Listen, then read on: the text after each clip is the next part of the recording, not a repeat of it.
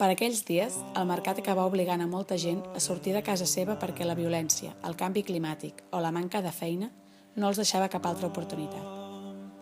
Tothom anava on tenia familiars o pensaven que tindrien una vida millor. També Josep i Maria, que estava embarassada, van marxar del Salvador, al seu país, amb una colla d'amics cap als Estats Units. Dies de caminar, la bèstia, un tren duríssim i arriscat, estances a llocs inhumans, suportar abusos i humiliacions, gana, set.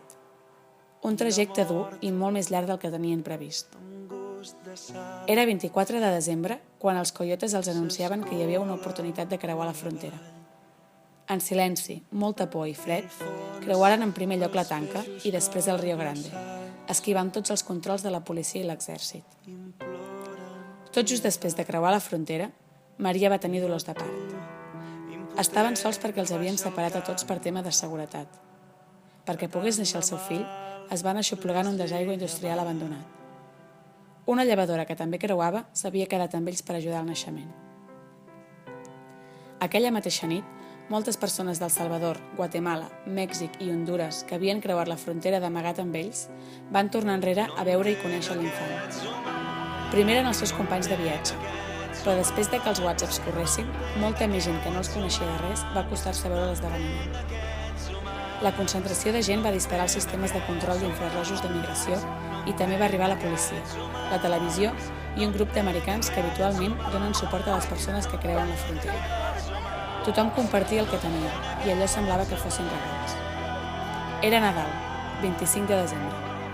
Aquella nit, la policia de migració, per raons humanitàries, va decidir no fer cap detenció.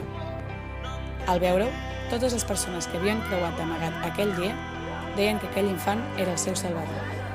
Les televisions van emetre un reportatge el mateix dia de Nadal.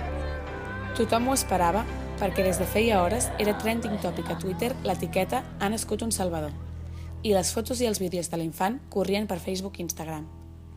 El rebombori i la pressió de la societat va provocar que el propi president, sortint, visités l'infant en un dels seus darrers actes.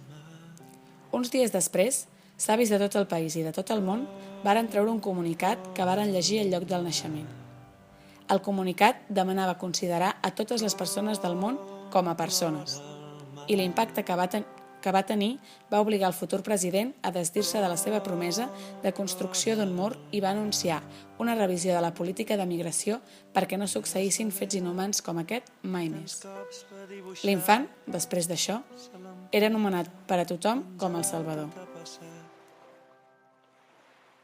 I el mar és un mirall i es fa un silenci llarg i blanc.